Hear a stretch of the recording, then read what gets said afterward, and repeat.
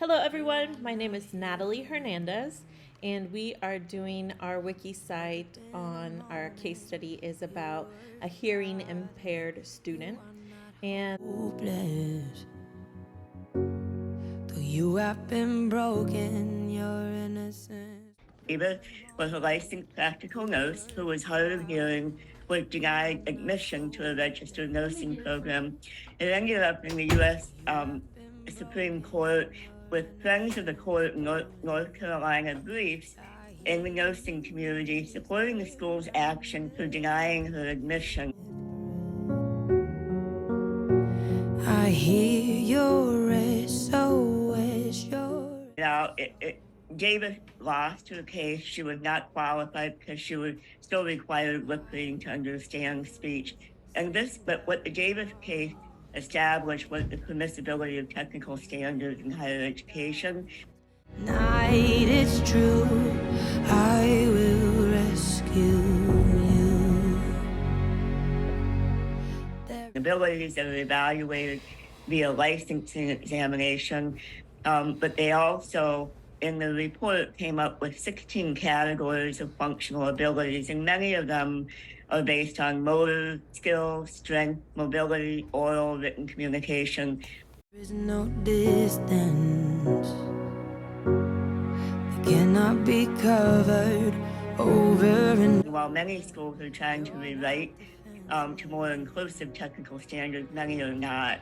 And we need to know as we recruit and retain and promote disabled people into healthcare that these standards really are a huge barrier and set the stage for what we think of disabled people in nursing and all allied health. These technical standards are used in medicine, pharmacy, dentistry, all the applied health sciences and beyond.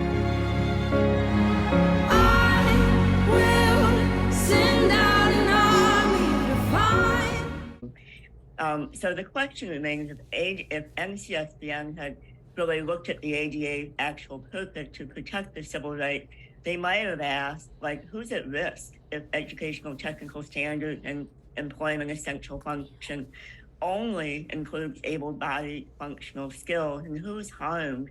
Well, the reality, who's harmed when we still have stigma, shame, and lack of representation and of providers with disability whose harm are disabled providers who still work and many times lose their job.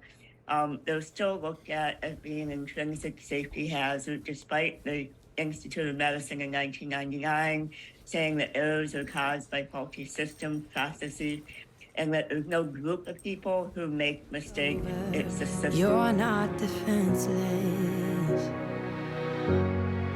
I'll be your shelter, I'll be your armor. If we had more disabled providers, we may have had more advocacy for people to be role models and to really protect the lives of people with disabilities. With your breath,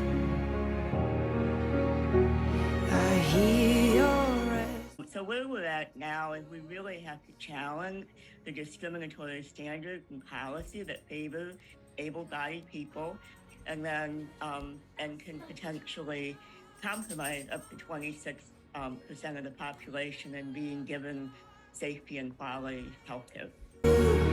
I will rescue you.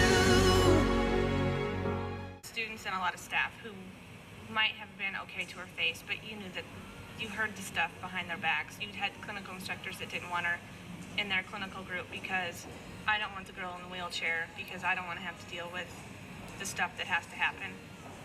And the nurses would come up to me and go, "What is she doing here? Why is she here?" And I'm just, "She's a nurse. What do you mean, why is she here?" And they'd look at me and like, "Come on, Mary, get real. What's going on?" And what happens if Victoria needs to transfer a patient? Or what happens if her patient codes? Or what happens if this? And I looked at her and I go, "Aren't we a team?" I go, "What happens if I need to transfer a patient?" I go, "I can't do it by myself." I go, "I'm going to need you and you and you in there helping me." I go, and that's what this is all about, is being a team. Send out an army to find you in the middle. could I ever boost a patient by myself? No, we're a team.